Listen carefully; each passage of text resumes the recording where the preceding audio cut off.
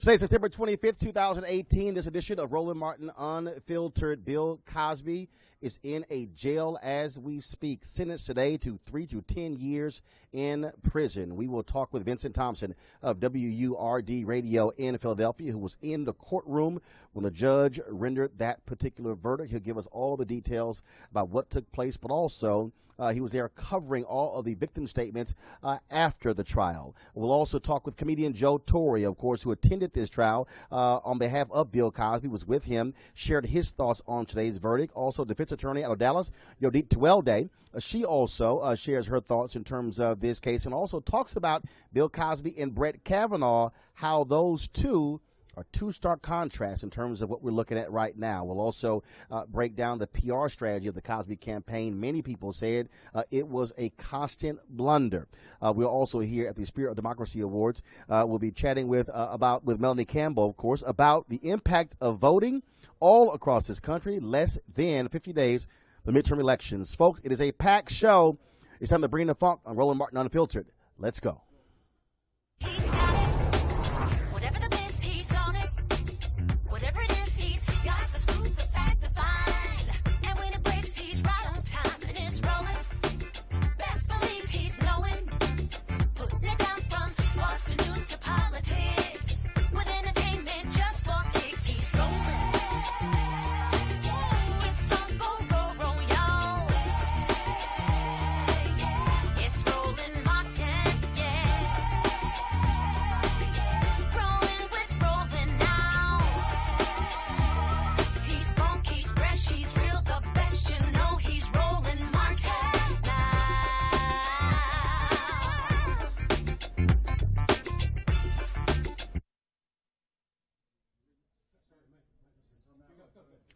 A stunning day in Pennsylvania courtroom. We're just outside of Philadelphia. Bill Cosby, the iconic comedian and actor, a groundbreaker in Hollywood, sent to prison. It was shortly before 2 p.m. when the judge handed down his sentence, 3 to 10 years in prison for Bill Cosby, who earlier this year was convicted of sexual assault stemming from an incident with Andrea Constant in 2004. Many folks did not believe we would actually see the image of Bill Cosby being led out of a courtroom in handcuffs to an awaiting car. The judge denied an opportunity for him to remain free pending appeals. And so as we speak, Bill Cosby is in a jail there in Pennsylvania. He'll be going to the newest state prison there in Pennsylvania, serving at least 3 years as a result of this sentence. He will be eligible for parole in 3 years, but again, the sentence is for 3 to 10 years. Earlier today, the judge ruled that called Bill Cosby a violent sexual predator. And that's what he'll be known as. And so, of course, that was an analysis done by the court after he was convicted, where yesterday testimony took place where he was called that, saying they were not sure that Bill Cosby would not do, again, what he has been convicted of. It has been a long time for a number of those women who have accused Bill Cosby of sexual assault. The number is in excess of 50, yet he was convicted for what took place with Andrea Constant, a former basketball coach for the Temple University basketball team. Of course, the university Bill Cosby used to sit on the board of trustees, was a huge supporter of as well. Outside of the courtroom, his publicist read a statement from Camille Cosby blasting the judge, blasting the decision, also calling it blatant racism and sexism. Later in the show, we'll talk with Vincent Thompson of WURD Radio in Philadelphia, black-owned radio station there, who was in the courtroom. He's been covering this trial from the beginning, so we'll hear from him. All kinds of folks have been reacting on social media to the news of Bill Cosby being, again, sent to prison. You still have reaction. The Television Critics Association, earlier, before the sentence even came down, pulled their Lifetime Achievement Award for Bill Cosby, one of many honors that have been taken away from him as a result of him going on trial, being convicted, and now being sentenced. As a part of his sentencing, Bill Cosby is going to have to, for the rest of his life, also do constant counseling as a result, and will be designated a sexual offender even if he is released from prison. One of the folks who was with Bill Cosby during this trial, the second trial, remember the first one ended in a mistrial, is comedian Joe Torry. He attended several days of this particular trial with Bill Cosby.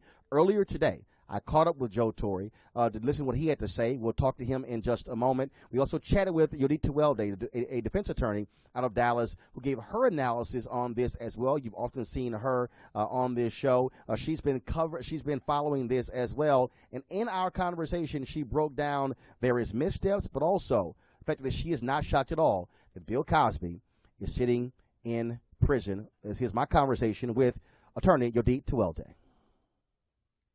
All right, so Yodit, just your initial thoughts on, again, Bill Cosby.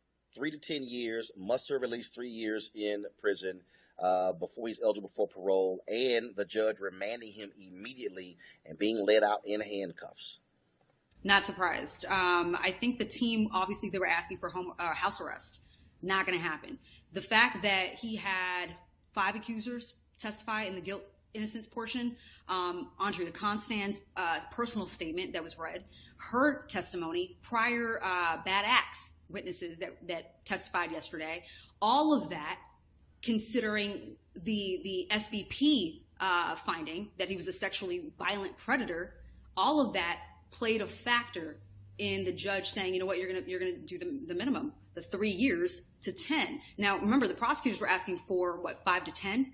So he went below what the prosecutors were asking for. House arrest would have been idiotic. You have someone who's just been labeled a sex offender who's going to have to now register for that for a lifetime, who's going to have to continuously get counseling for a lifetime. And mind you, the judge wouldn't be able to factor this in, but Cosby said nothing. when he had the opportunity to. He didn't necessarily have to say that he was guilty, of course, or apologize, because, of course, that would have implications on their appeal.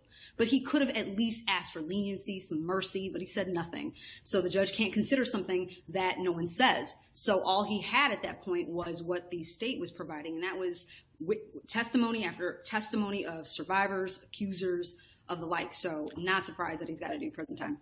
As a lawyer, as a defense attorney, when you look at the multiple defense teams he had, the multiple lawyers he had, when you look at the comments the publicists made after the previous mistrial, when you look at the other comments, and then of course as they were heading to being sentenced, Camille Cosby very much attacking this judge, saying she hired a former prosecutor to investigate this judge in his past. I mean, I know judges are not supposed to take those things into account, but that is a lot of things happening.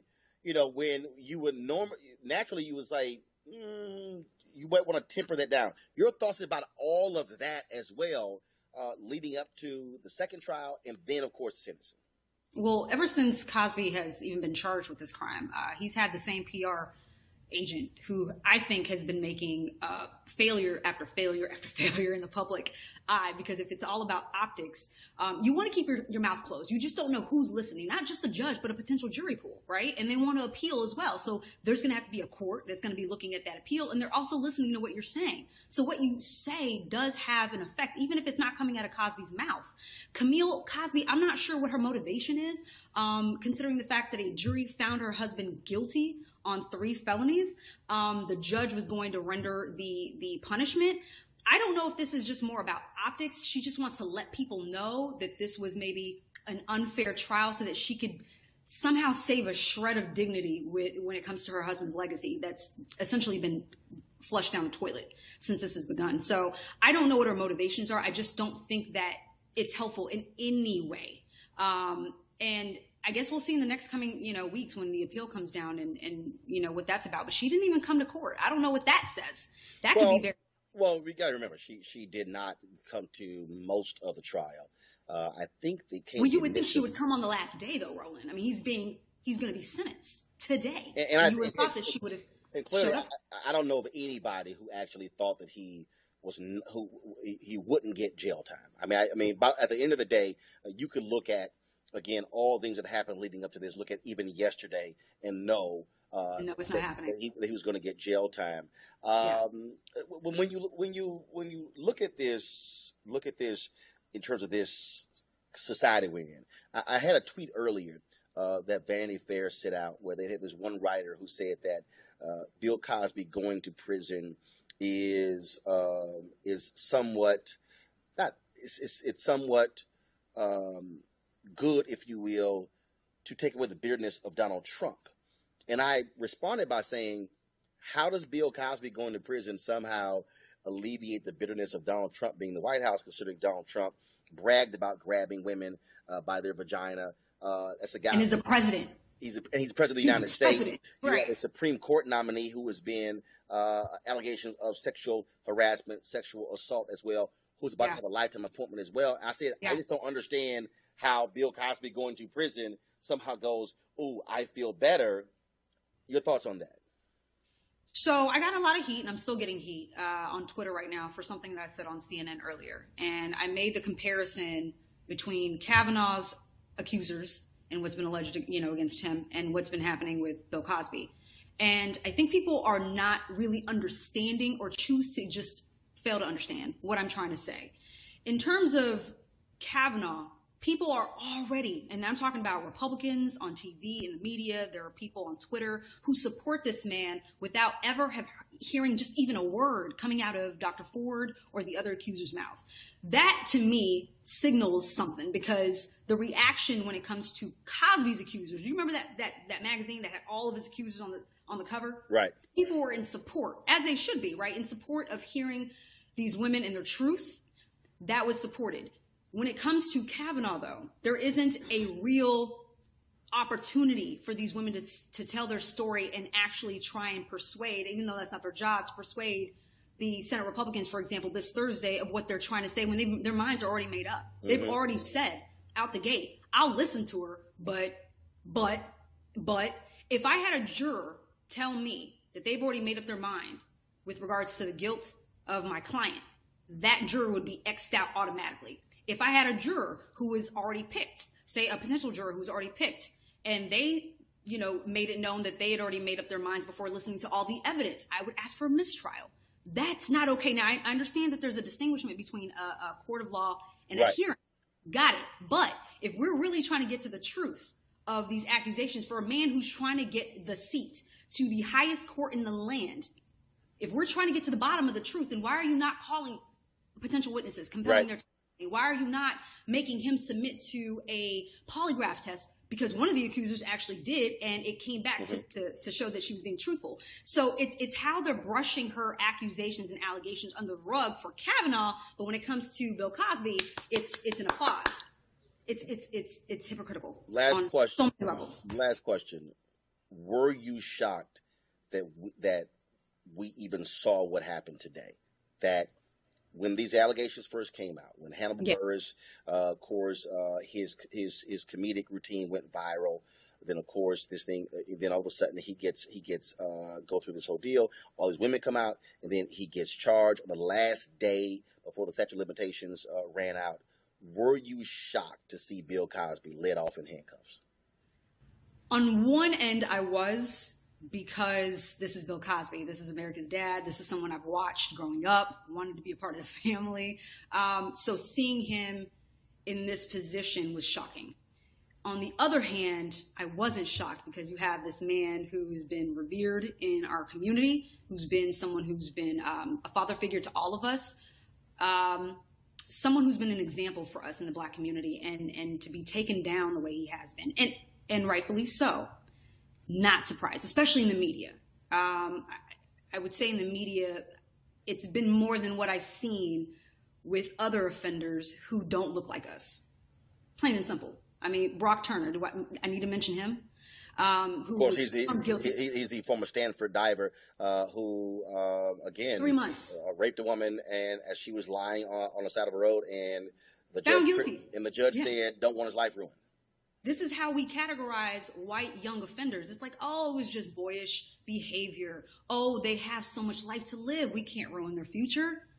Now, we're talking about an 81-year-old Black man, but still nonetheless a Black man. And I've been in the criminal justice system for about a decade now, and I've seen the stark differences. So on one hand, I was shocked. On the other hand, I wasn't. All right. Ready to 12 day. I appreciate it. Thanks a lot. Thanks, Roland. All right, folks. About right now, Bill Cosby is actually being moved to a state correctional facility. This is the actual booking photo that was shot of Bill Cosby when he was first transferred to the jail. As I said, he was led out of the courtroom in handcuffs, taken out in a vehicle, went to a waiting facility, and then the booking photo was taken. He, of course, in the courtroom handed authorities his watch, his wallet. He came out with his cane in handcuffs. In this photo, you see him. Also, he took his tie off. You see him in his suspenders and his shirt as well. That's how he was actually led out of the courtroom. Many folks, of course, shocked to actually see this day come. One of them is comedian Joe Torry. He is someone, of course, who was with Bill Cosby in this particular case, was there by his side a number of days during this retrial. I caught up with him earlier today, where he shared his thoughts again on seeing the comedic icon Bill Cosby being sent to prison.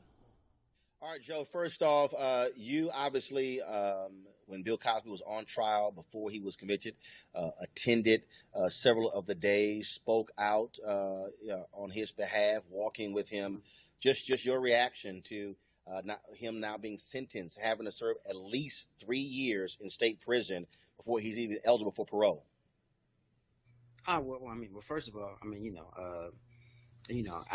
my thing is for everybody at this point to try to, reach some type of point of healing, to a point where, they're relieved. And it seems like even in his mind, and even in some of the accusers' minds, that, okay, they have reached some point of healing.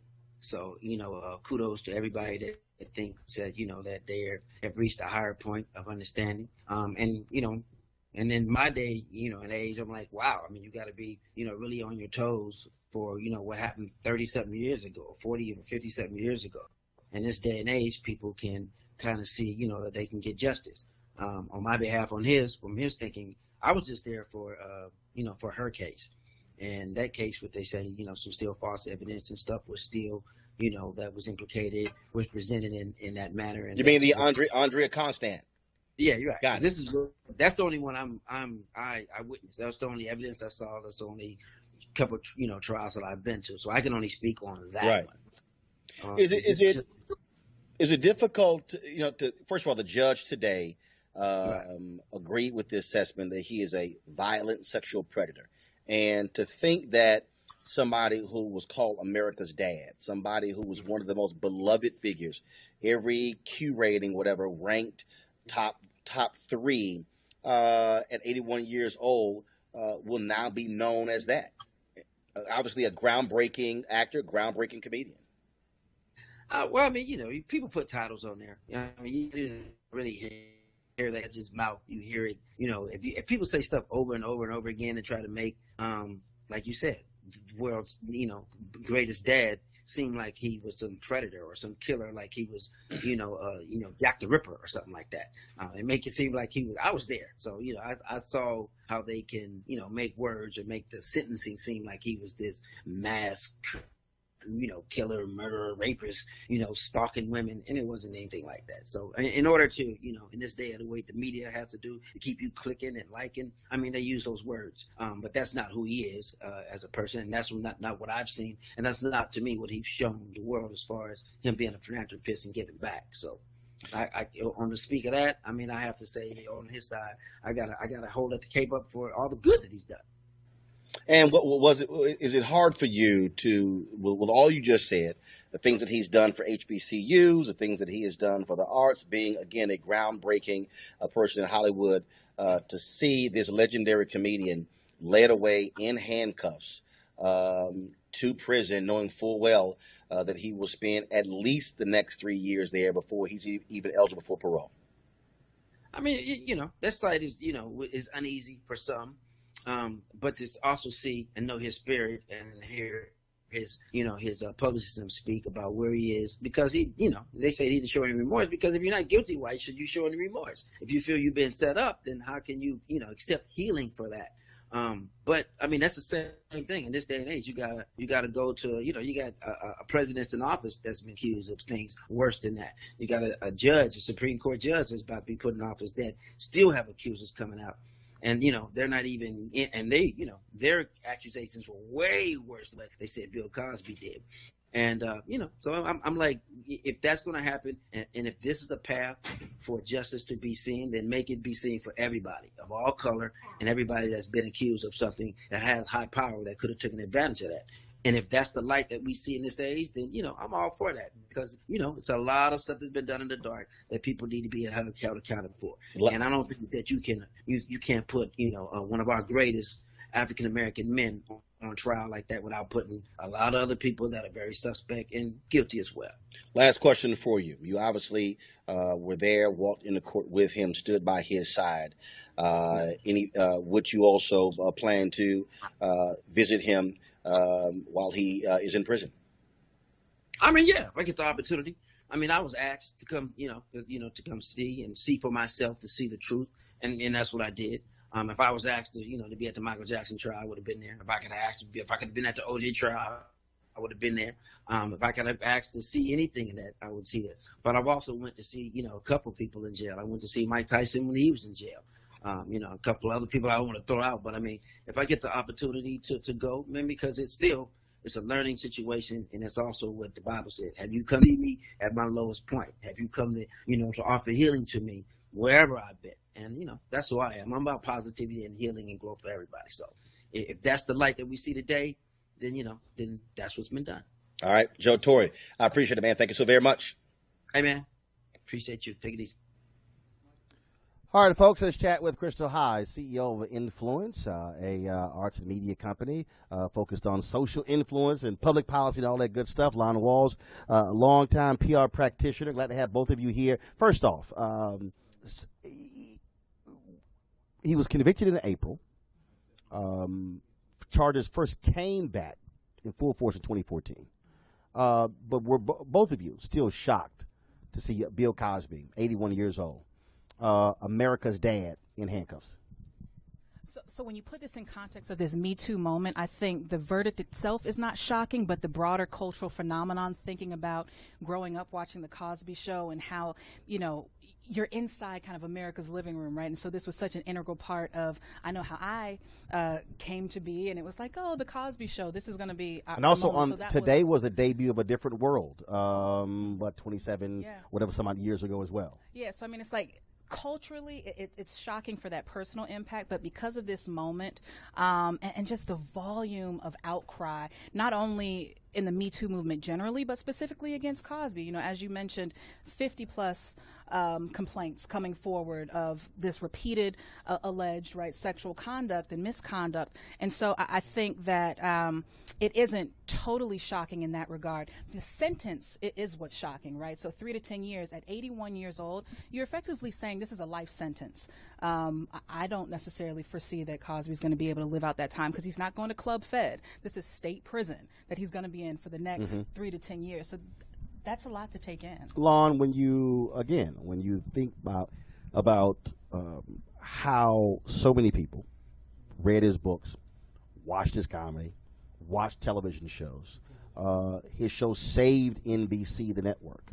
When you think about all of that, you think about the millions given to HBCUs, what he has done for black artists. I mean, we can go down the line. Right. I still think for a lot of people, it is stunning and shocking. Just not the fall from grace, but just literally all of that. Where every year when the studies were done, who were the most revered figures in America, he was in the top 3. Right. It's sad, but it's not as much shocking because you look at the number of folks, the number of complaints, and the fact that we talk about PR strategy to go on the attack like he did. I mean, I think they've kind of reinvigorated the whole Me Too movement. It was a Me Too movement before it really got hot because of the fact that he attacked a lot of folks, and when the numbers started to increase, you know, that's a problem. And then all of a sudden you're starting to think, well, this is America's dad, but was America dad? Is there something underneath that we've missed all this time? You know, and that's a problem. I think that's a problem that created for him. But also the fact that this sentence comes down today, and here we are 2 days away, 48 hours away from Brett Kavanaugh testifying on Capitol Hill, somebody appointed to, named to the Supreme Court, and this guy could very well be one of 9 Supreme Court justices. You have a person sitting in the Oval Office who bragged about sexually harassing, assaulting women. And he's a president of the United States. And in fact, there was a Vanity Fair writer, who, as I said to Yadid, who tweeted something along the lines of, well, you know, the Cosby sentence eases the bitterness of a Trump in the White House. And I'm going, how in the hell does that happen? That you somehow think that? I mean, so you juxtapose a Kavanaugh and a Trump with Bill Cosby. Cosby's going to prison. One of these guys, Kavanaugh, will likely on Saturday be put on the Supreme Court.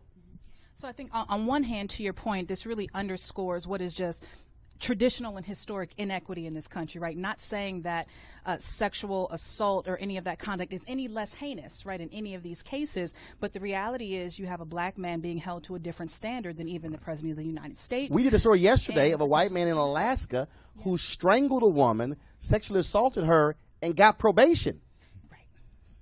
Right. You've got a 2-track. You really have. It's a dual society, and it always has been. We have to realize that. But the fact it is, you know, it doesn't make it any better, no matter who does it. That's the problem. You know, we have to really kind of address that within our own communities as well. It was, of course, a wild scene outside of the courtroom, in the courtroom today. Vincent Thompson of WURD Radio, of course, black-owned radio there in Philadelphia. Vincent has been covering this trial for a significant period of time. He was actually in the courtroom today. Vincent, welcome to Roland Martin Unfiltered. Thank you, Roland. Good to be on the show. First and foremost, describe for us the scene moments before, first of all, before the sentencing, when the judge came out and said he agreed with the assessment and called Bill Cosby a violent sexual predator. Well, here's what happened. Before Bill Cosby was sentenced a couple of months ago, there was an assessment done by a group called the Pennsylvania Sexual Assessment Board that can recommend whether someone's a sexually violent predator or not. They look at transcripts, they look at testimony to come up with their decision. They also offered Mr. Cosby the opportunity to be interviewed. He preferred not to be interviewed by that assessment board. They issued their assessment, and then it's up to the judge to decide whether the assessment is the right thing or the wrong thing. He decided it was, and what it really means is that Mr. Cosby is under strict orders for reporting. So if he does get out within 3 years, because a 3 to 10 year sentence, as the judge indicated, he has to stay at least 3 years in a state prison. After the 3rd year, he's eligible for parole. So if he would meet parole and would get out, then he would have certain things he'd have to do, similar to Megan's Law, where he'd have to report where he's living. He would have to. The thing I think that's most shocking for Mr. Cosby, and even kind of looked puzzled in the courtroom, was when they said they will list his name, address, and the crime on a website for sexual victims, for sexual assault victims, that he would be public. So you would know where his address is. You would know what he was convicted of. So I think that's the one thing that shocked a lot of people. And then when the sentencing came down, the sentencing law in Pennsylvania for what Mr. Cosby was convicted of is 22 to 36 months. So the fact that he got 3 years is right within the guidelines. Now remember, the district attorney was asking for 5 to 10 years. So he wanted him to serve 5 years minimum before he could have parole. The judge decided to do 3. Vincent, the judge said, quote, "It is time for justice in a court of law. The day has come. The time has come." That's what he said right before he sentenced Bill Cosby. I have read some reports that Bill Cosby had his head down the entire time. So can you describe for us what you saw? What was Bill Cosby's reaction as the judge read that sentence? Well, he was looking straight ahead. It was difficult to really see what his reaction was because there's 100 people in the courtroom and he was at the very front, and Mr. Cosby's back was toward us, and there were also people sitting in front of most of the media. So it was difficult to see what his position was. But I can tell you, after the verdict was read, he was quiet. He looked at his attorneys. And I think the thing that shocked him most is that he was going to be taken away in handcuffs. I don't know if he was prepared to be taken away moments later in handcuffs to a county prison. And that's where he's at right now. He's in the Montgomery County Correctional Facility. At what point? And then he'll be transferred to a state jail. Vincent, at what point did the judge clear the courtroom? So were you in the courtroom when the bailiffs or the officers came over to Bill Cosby, or did that take place after the courtroom was cleared? The sheriffs came toward Bill Cosby, but then they cleared the courtroom, and then it was after everybody had left the courtroom where you see the video of Bill Cosby being walked out with the handcuffs on the front of his hand. He was not handcuffed to the back. He was handcuffed to the front and then let out. But I can tell you right now, he is currently in the Montgomery County Correctional Facility, which is a state facility. He'll probably stay here a few days before he's transferred to what's called SCI Phoenix, which is the state prison here in southeastern Pennsylvania. And then they will assess him to determine what state prison he will actually end up in. There's no guarantee he's going to end up at Montgomery County prison. He could end up at a prison anywhere in the state. The New York Post has this story. Bill Cosby laughs before going into custody. They claim that he was seen cracking jokes with his team in the Montgomery County Court as the sheriff's officers swooped in. Did you see anything like that? I saw Mr. Cosby talking to Andrew Wyatt and others and laughing at some of the things, but I don't think it was Bill Cosby laughing at the sentence. You know, sometimes the tears of a clown, right? You just laugh because you got to keep from crying. That's really what I think it was, but I don't think Cosby was laughing at the sentence. What I saw is a man who was really surprised that he was going to be taken away in handcuffs that day. I mean, think about it. Right now, Bill Cosby is sitting in a jail cell in suburban Philadelphia, probably in self-containment, thinking, how the heck did I end up here after the last 4 or 5 months when I was in house arrest at my home? And that's what his attorneys were asking for. They were asking for him to stay out while he appealed his sentence. And the judge said, no, this is not a sentence that allows you to stay at home. we're sending you directly to a state facility. There were a lot of people who were very shocked at how aggressive Camille Cosby has been in attacking the judge and criticizing the judge, hiring a former prosecutor to, quote, investigate the judge. And I talked to many other lawyers who said, look, you know, when you're facing a retrial, the last thing you do is attack the judge. Well, after that verdict, the retrial, that's exactly what Andrew Wyatt and others did when they read a statement from Camille Cosby afterwards. And over the last 2 weeks leading up to this sentencing, the same thing has happened, where court observers surprised at how aggressive Camille Cosby and the Bill Cosby team was, knowing full well that the decision to sentence him was in the hands of this judge. I think they were. A lot of the courtroom observers I know that deal with Montgomery County Court, and for people that don't know, Montgomery County is maybe about 30 miles outside of Philadelphia. They were very surprised with that aggressive stance by Camille Cosby. But I think this is the thing that really amazes me. At today's sentencing, Camille Cosby was not here. And there is a section of the court where Bill Cosby could have his friends and his family. There were only 4 people in that section. 2 longtime friends, Andrew Wyatt, his spokesman, and Ebony Benson, his spokesperson. So, you know, here's a man who for years was everything. People wanted to be near him. People wanted to touch him. But at a time when he really needed support, no one was there for him. Vincent, just a couple more questions for you. First off, Shoot. You mentioned Camille Cosby not being there. She didn't attend most of that second trial, correct? She didn't attend most of it, but we did see her at certain times. Like we saw her at the end of the second trial when they were imposing sentence. You know what I mean? When they were saying he was guilty. But we did see her. But I hadn't seen her for the 2 days of the sentencing that just happened yesterday and today, which I was pretty surprised about personally. Last question. WURD, of course, there in Philadelphia. Bill Cosby, beloved figure in the city of Philadelphia, always represented Philadelphia, always represented Temple University. Just like here in Washington, D.C., when you think about, of course, his relationship when it comes to Ben's Chili Bowl, all of that. What do you think his legacy now will be when it comes to how African Americans will view him?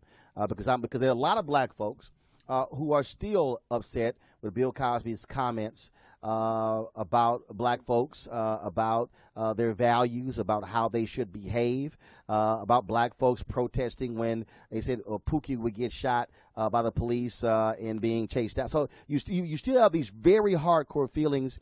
What have you been hearing from WURD listeners in Philadelphia about how they still feel today about Bill Cosby?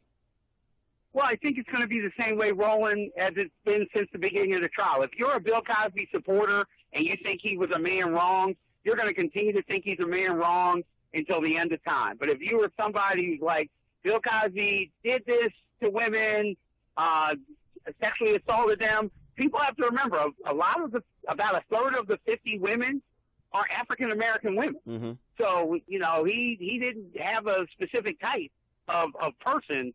You know, he black, white, it didn't really matter. They're going to think, you know, he deserved what he got. And to a lot of people, you know, Bill Cosby had over 12 attorneys representing him in the 2 retrials, in the sentencing. He's probably going to have different attorneys representing him when it comes to the appeal process that's going to take months and years. And he's had to spend well over $1 million. As you know, Pookie and Ray Ray don't have that kind of money to fight for an appeal. So I think when people argue, well, he didn't have effective counsel or he didn't have the best that money can buy, Cosby had the best that money can buy. If anybody could have had the legal team to have gotten him out of jail, it was Bill Cosby. Vincent Thompson, WURD Radio. I certainly appreciate it. Thanks a lot. You're welcome, Roland. Thanks for having me on. I talked about catching up with the folks and getting their reaction. We did so here in Washington, D.C., chatting with, going on the street to see what folks had to say about this Bill Cosby verdict. And so we're going to play some of that for you right now. I think it's unfair. He's 81 years old and going blind, or is blind.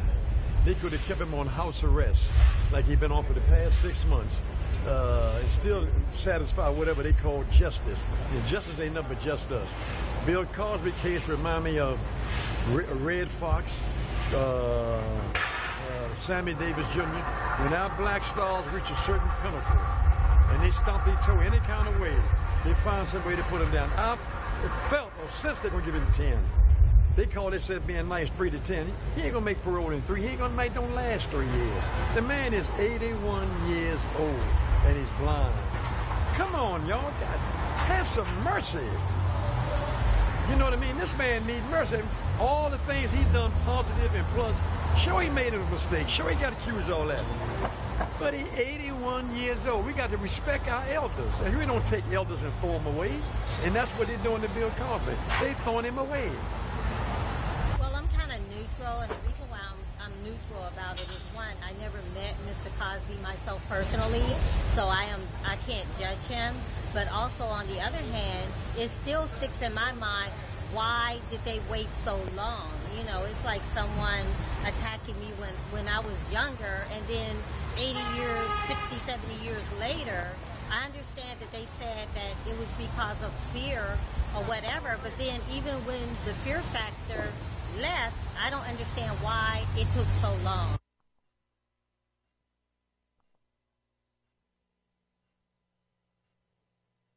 I think it's unfair.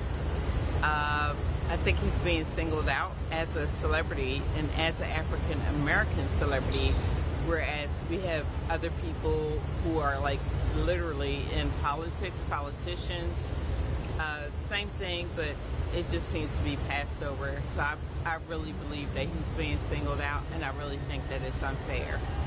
I believe that I don't care who you are, if you committed that type of crime and you're convicted of it by a jury of your peers, then you have to do your time. I don't care who he is or who he was. Like, if he did something to victimize women in general, like, you're gonna have to pay for it.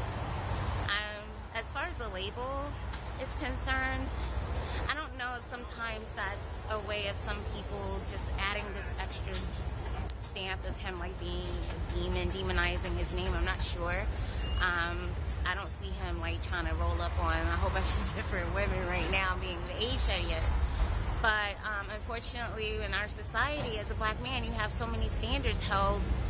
You have high standards that you have, and it's part of the nature of the beast, unfortunately. And when they get you, they get you. All right, folks, those are folks we caught up with outside of Ben's Chili Bowl here in D.C. Again, Bill Cosby, his image used to be on the side of that building for decades. He often talked about them in his stand-up routine, very close to the owners of Ben's Chili Bowl, and they caught a lot of flack for not taking down that mural that was on the side of the building yet when they had, of course, their anniversary. Their 60th, I believe. They then commissioned a new one and put other different figures, and Bill Cosby was not on that particular mural. So many different honors he has lost as a result of first the accusations, then being convicted, and now, of course, him heading to prison. As I mentioned, Television Critics Association, they renounced their award, Lifetime Achievement Award given to him. But also, the Hollywood Walk of Fame has made clear his star will not be removed. They have never removed the star of anybody who has gotten one, no matter what has happened to them later on. So I'm going to go back to Crystal High and Lon Walls and talk about that because, so here's, I get, folks, being a part of this news cycle. And I understand people responding. But whether you disagree or agree with him being convicted or going to prison, you can't erase.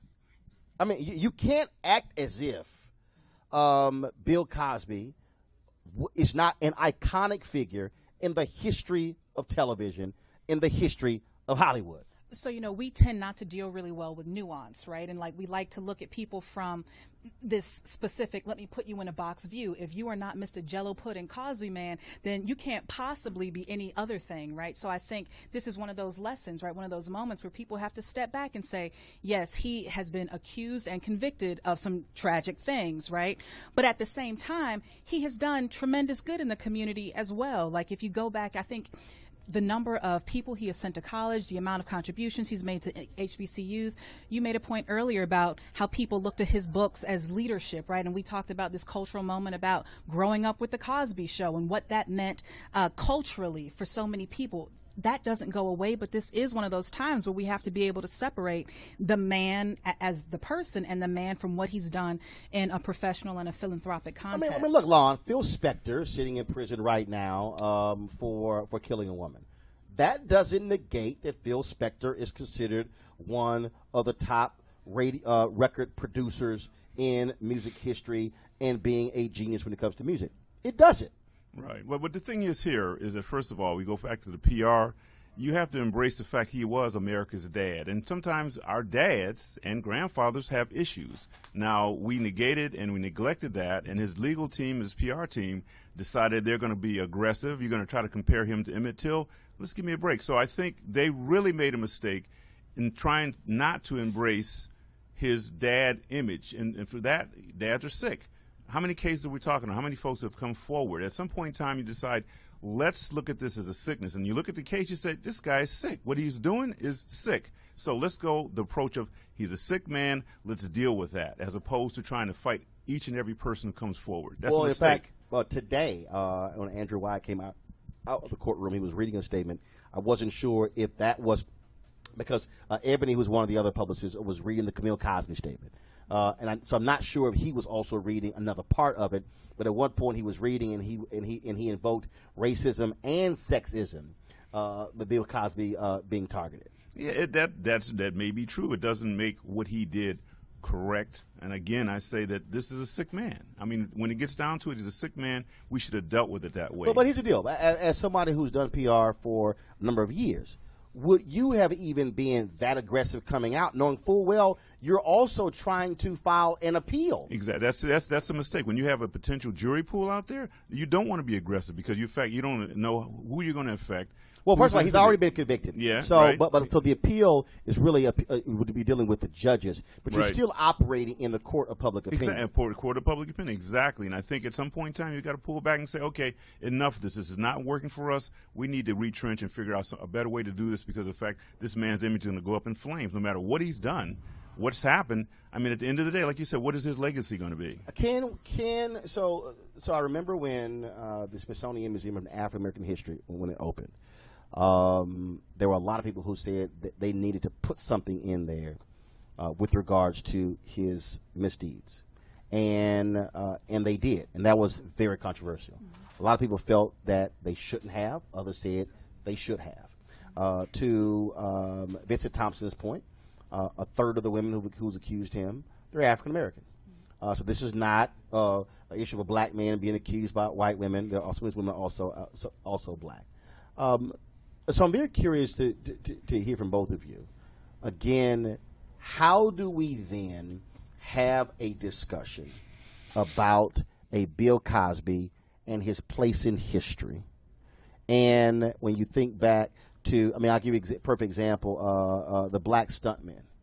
The reality is, when you were in Hollywood and you were black and they needed a stunt person, they went and got somebody white and they put shoe polish on their face. It was Bill Cosby who said, no, you are going to get me a black stunt person. And when the documentary came out about the history of the black stunt men and stunt women, they removed Bill Cosby from the documentary, even though he was the reason for their organization even being founded because of the position that he took. When I think about Melvin Van Peebles, the Sweetback's Badass movie. That movie, Bill Cosby was one of the funders. And so how do we have a discussion about all of that Bill Cosby has done and still have a discussion about him being convicted of sexual assault? Well, so I think on one hand, it goes back to this notion of nuance, right? And like being able to step back and have more complete and complex conversations about the various facets and factors that make up a person. It's hard to do that in a social media context when you're limited to a few, Twitter characters, or like you have a short amount of content you can put on how about Facebook this here? So how about this here? So let's imagine. How about this one here? So let's imagine there's a discussion in L.A., NAACP, any place, and we're talking about images. And we're talking about the importance of images and what they mean. For all of these years, we've always talked about what the Cosby Show meant to black folks, to have that image of a lawyer and a doctor and being presented to black America. So I would think that if that discussion is still being held, folks are going to be very leery about even bringing up the Cosby Show out of fear of ticking somebody off. See, that's the problem. We don't need to be afraid. I mean, we need to embrace what he's done positively. I mean, to step back and all of a sudden he's kicked off of everything, I think that's a little bit of an overreaction. I think basically he's done a lot of good things. Let's take that into consideration. It's like we judge any other person. Our dad, he's got good stuff, he's got bad stuff. We need to kind of grow up and realize we've got to deal with the bad as well as the good. Maybe that might be sort of a naive approach, but that's what we need to do. We can't erase this guy from what he's done. That's impossible. I think the other angle that would be interesting is to see how you separate conversation around what has historically been Bill Cosby's legacy, and then making sure he doesn't continue to profit financially on a going forward basis, right? Because a lot of times when you think about, we're going to revoke this award, we're going to revoke your syndication, we're going to, take away all of the things that you supposedly stood for, right? That has a direct bearing on his financial well-being. But not just him. Not just I mean, the brother Jeffrey Holder. Yeah. Right, I mean, I think he said one of the reasons he took that job at Trader Joe's was because the residuals from the Cosby Show greatly dried up, because when the show was pulled from a bunch of different networks, including black networks. Exactly. Yeah, no, I mean, it goes back again. I'm going to keep coming to complexity and nuance, and we can't try and approach issues like this in a social media only framework where we're just going to get, here are my 140, 280 characters of pure outrage and emotion. If you're really trying to be honest about the role he's played in black culture and American culture, you have to step back and talk broadly about it. And last point, we also have to confront the reality and challenge men and women on the reality that Bill Cosby has been convicted, because sexual harassment, sexual assault is real. Like I said, a third of these women were black, so it's not as if folks can say, "Well, no, that simply wasn't the case." We have to still deal with the issue of sex and power and money, even when it involves a Bill Cosby, and have those real discussions, and then not just say, "Well, there are double standards," and that this happened to white folks, but Bill Cosby's going to jail, but Bill O'Reilly is still out. Roger Ailes, of course, was never prosecuted. Trump and Kavanaugh, Harvey Weinstein, on and on and on, still dealing with that impacts black women as well. Exactly. Absolutely. No, I mean, you couldn't be more right about that analysis. And I think when we talk about these things in totality, we have a tendency to want to cancel people when we're upset with their conduct. And that, in some ways, right, it'll prove your point. But if you're ultimately trying to get to a point of progress, you can't necessarily cancel everybody. Like, we all wanted to cancel Kanye when he was talking out the mouth about, slavery being a choice. And if I got and I'm not buying his stuff, so it's like those are decisions, but there are still conversations that can be had about impact and cultural relevance over time. And so similar, I think, in the Cosby situation, we don't have to continue to patronize anything of his, but you can have that broader conversation. You got to respect what he's done. And I never remind people that Mike Tyson went to jail for rape, got out. People watched him in The Hangover and other movies, and then went to see his one-man play that was also on HBO, and people still revere Mike Tyson, who went to prison for rape. Here buying R. Kelly records. Right. But there's sometimes you got to have. I mean, you have to have contrition. You have to have contrition. Even though R. Kelly was not convicted, he was not. Okay, but you still have the massive allegations against him. But again, shows you the types of discussions that are being had. Crystal Long, we certainly appreciate it. Thank you so very much. Again, we chatted with some other folks on the streets here in D.C. About the Bill Cosby sentencing. Here's more of what they had to say. Yeah, with the Bill Cosby situation today, I think it's crazy that the government allowing women to come back 30, 40 years later, when 30, 40 years earlier, when these guys became celebrities, these women chased them. I mean, women chase money. That's all. Y'all got to look at it. I don't think he raped none of these women or none of that. And how could you prove something after 30, 20, 50 years later? Yeah, this is Charlie speaking. It's time. It was overdue. He deserves the sentence that he has been given. I think with the last trial and he got off, I think that he thought he was never going to get prison for it, but any assault on women, it does not matter how long ago it has been in the past. It's a valid argument to bring against someone, and I'm happy for the verdict. Bill Cosby being sentenced to jail today is kind of a shocker, and I feel like even if he was, like, I feel like it's such a sensitive topic that they shouldn't have announced it. But now that it's out there, my reaction, like, I feel weird about it, and I mean, it's no other feeling but to feel weird when somebody you admire, you know, is going through something this dark, and it's no explanation. So right now, I'm just kind of, I feel for him, but I'm also like outraged that this is happening, and it's no explanation. So I'm just kind of like hoping for the best right now. This is madness. I know he hurt a lot of women. I know what he did was wrong, and he's paying for it. However, I would like also for Weinstein and all the other ones that were also accused of doing of sexual bad things to women should also go to jail as well. So everyone from the gamut, from Kevin Spacey on down, should be going right along with Bill Cosby.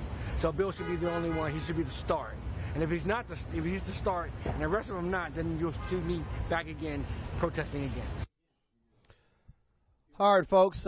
Again, Bill Cosby, as we speak, is sitting in a Pennsylvania jail, being prepared to go to a Pennsylvania state prison. He'll be there for the next 3 years before he's eligible for parole.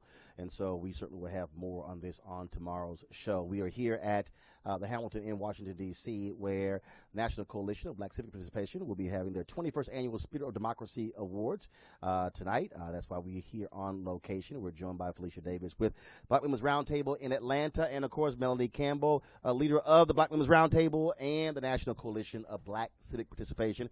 How y'all doing? Wonderful. So, but first, before we talk about voting, when we talk about, again, tonight's awards, I do have to get both of you just your thoughts on what took place today in Pennsylvania, seeing Bill Cosby being let out in handcuffs.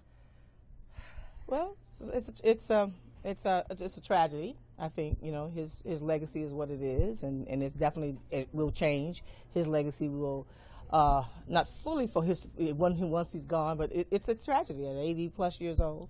But at the same time, you have to pay the price for things that you've done. And as a black woman who's who's been impacted by, I'm a Me Too survivor, and understand that if you don't have anybody to share that story with, or feel that anybody's going to believe you, I was blessed to be able to have someone who could help me through navigate my first job out of college. I was sexually,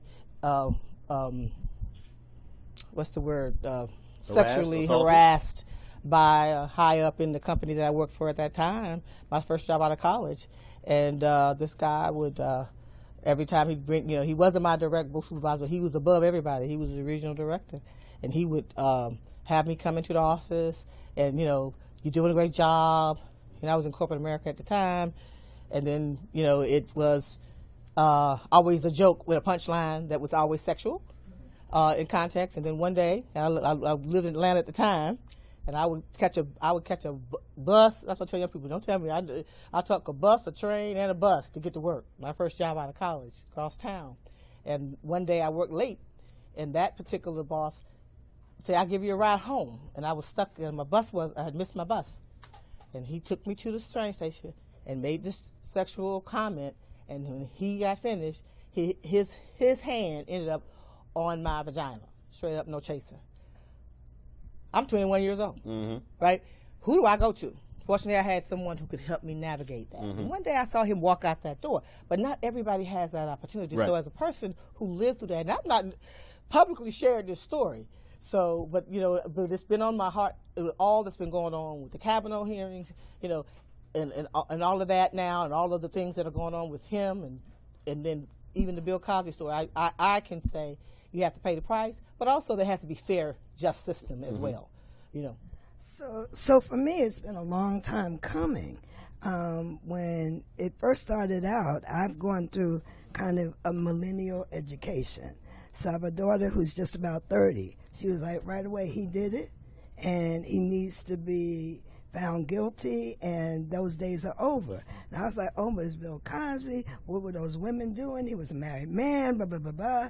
So it's taken me personally an art to get to the point where, wait a minute, that was absolutely outrageous.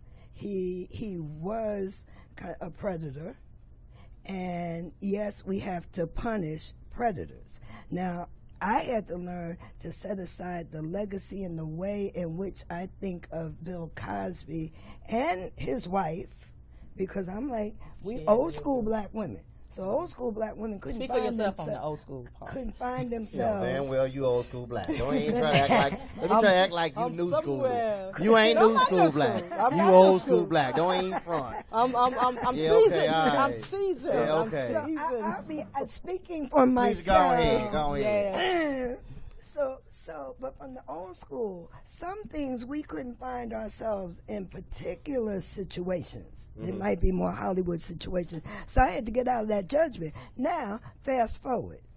So I've got myself to be okay with punishment. I think crime and punishment should meet itself. I don't think we should waste a dime incarcerating him. But if that's what the punishment is, fine.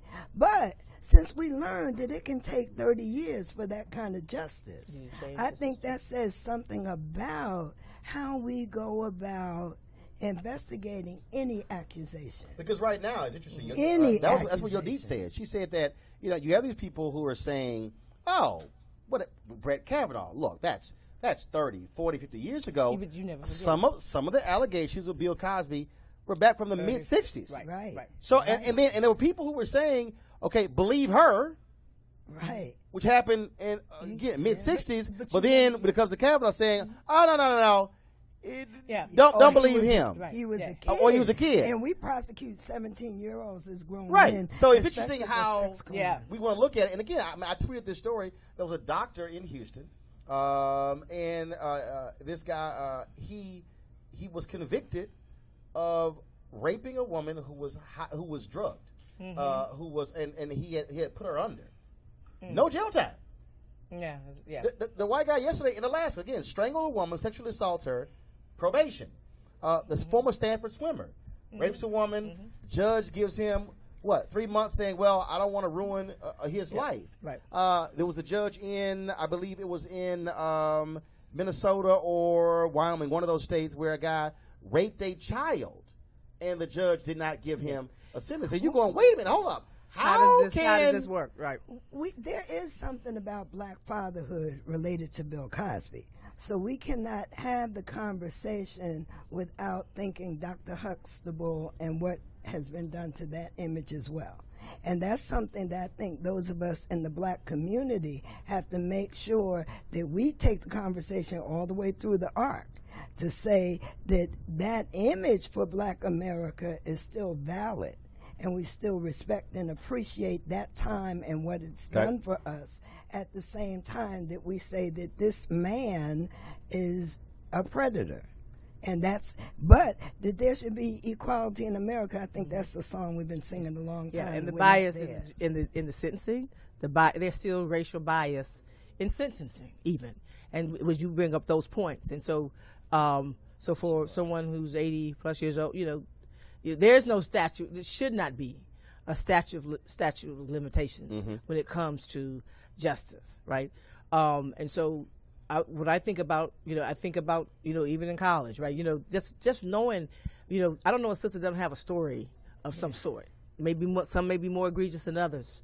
You know, had a good friend in college, date raped. You know, going through, and then and then she felt like I was date raped, so it's my fault. So therefore, I'm not gonna,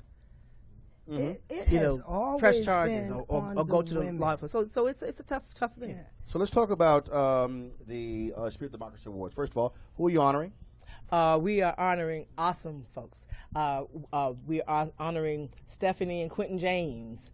We're honoring Apollo. Stephanie Quentin James, founder of Collective PAC. The Collective PAC. They PAC played a huge role in the election cycle the last couple of years. Right.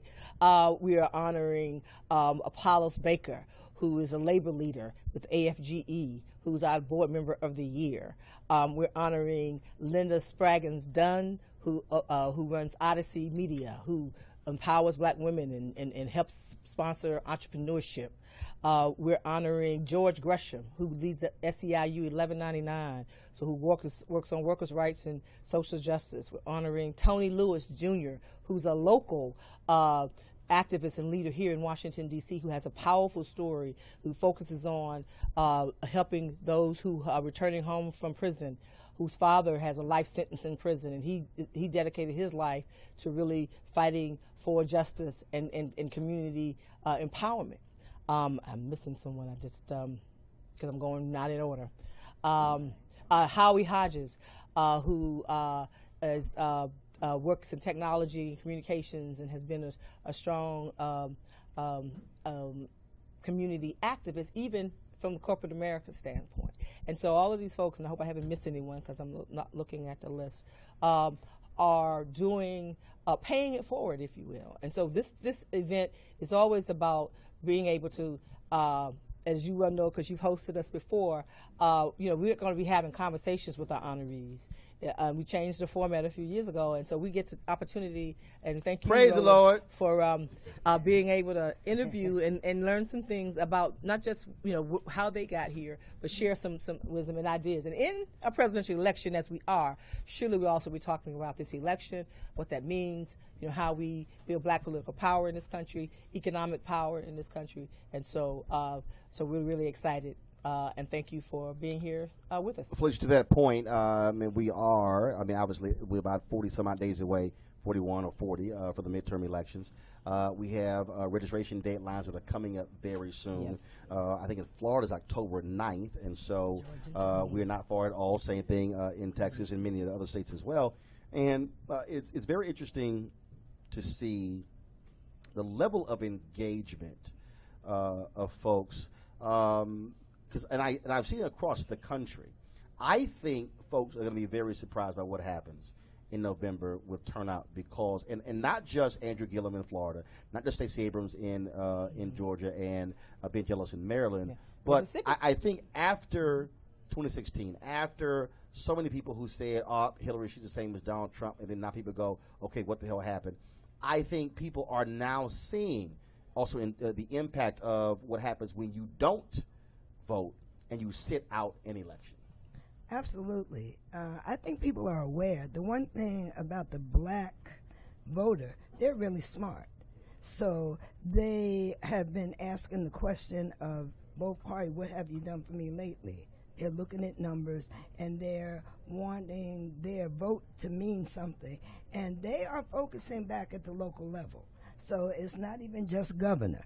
But people are looking, wait a minute, who's my mayor, who's my sheriff? Who's my DA? And they're learning about how do we impact our life right here at home. So I think that kind of grassroots energy is really a big change for us because we usually focus top of the ticket. So now it's bottom up for real, and I think that's going to be powerful in terms of base building over the long run.